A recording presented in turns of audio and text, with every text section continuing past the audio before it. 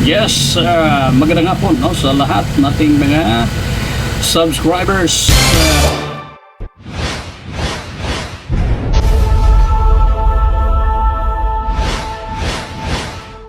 Sana naman ay okay. Sana naman ay nasa maayos ang kalagayan. Kahit mahirap tayo, walang problema yan. No? Basta ang hangad lang natin ay maganda ang ating kalusugan.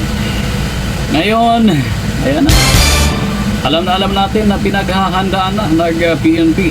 Handa na ang puwersa ng Philippine National Police sakaling lalabas ang arrest warrant against doon sa Diskaya na kung saan ang isa sa iniimbestigahan ngayon dahil sa issue ng korupsyon, lalo na yung pumutok ang issue sa flood control issue, guys. Talaga naman, korupsyon sa Pilipinas na iniimbestigahan ngayon.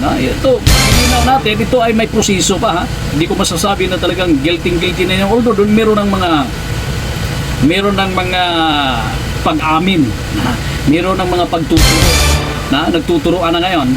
Pati nga si Saldico, meron ng inilabas na statement, regardless kung totoo man o hindi yan, pero idinamay, itinuro na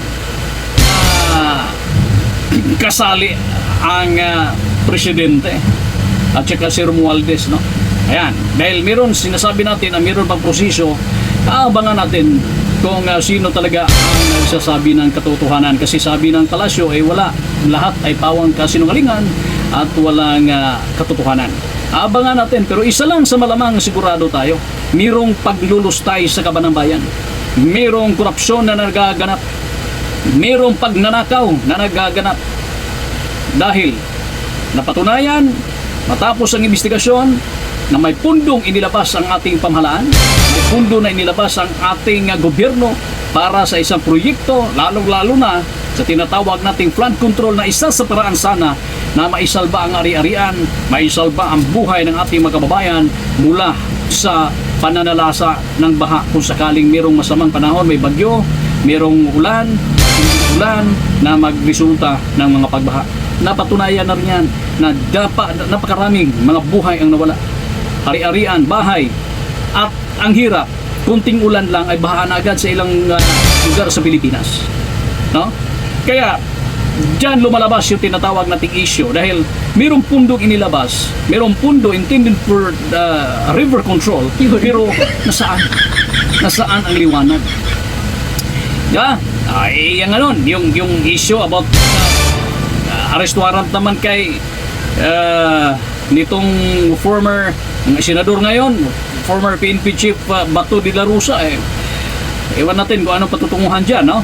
Pero ibang usapin yan, kasi ngayon kahit ano pa ang mga issue na lumalabas, ito ang inaabangan ng karamihan at dito interesado ang taong bayan, diba? Yun nga ang hatol kay na pulis, mukhang hindi masyadong ma-entertain ng tao kasi andyan na yan, no? Matagal na investigasyon yan. Pero pag-uusapan natin ngayon ang korupsyon, guys, ukol dito sa panahon ngayon, no? Panahon ngayon, kasi dito talaga mas nagiging nagiging bingi yung taong bayan nung pumutok itong flood control alleged corruption, no? Ito sana naman ay maging malinaw sa lahat na hindi natutulog ang batas. Meron pa rin gumugulong na proseso. Naniniwala ako na ang justice system sa Pilipinas ay andyan pa rin. Kaya maraming mga napaparusahan, meron na dyan nasampahan ng kaso, meron na dyan ngayon na inilabasan ng arrest warrant, diba? Sino ba yung nagsauli na meron na nagsauli ng pera? Meron, dyan pa lang makikita mo talagang mayroong korupsyon na nagaganap. Pero dahil sa proseso, dyan tayo magtatagal, no? Kaya sana naman ay makamtan ng taong bayan ang katotohanan, makamtan ng taong bayan ang hustisya, lalong-lalo na sa mga biktima ng kalamidad. Okay? Sana naman ay magiging maayos ito. Napakahirap. Marami sanang matutulungan, marami sanang ari-arian, bahay maisalba, buhay maisalba dahil sa kalamidad na dumating sa iba't ibang lugar. Pero wala dahil sa personal interest ng iilan sa ating nandiyan gamit ang kanilang posisyon nakakuha ng paldo-paldo ba yan? Dahil sa kanilang posisyon gamit ang tiwala ng taong bayan para sa kanilang pansariling interes lamang. At makikilala natin yan pagdating sa hustong panahon. Kasi sa ngayon, nasa investigation pa eh. Although doon meron nang nagsasauli, meron nang umamin, pero hindi pa nagtatapos. Hindi pa matatapos yan kasi meron pang proseso. At patutunayan pa ng husgado yan.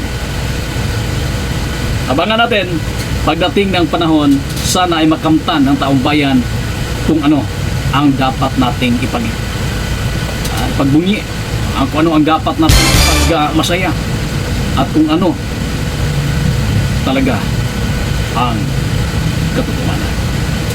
Hanggang sa muli po, ito po ang G5 TV. Maraming salamat at mabuhay ang buong Pilipinas.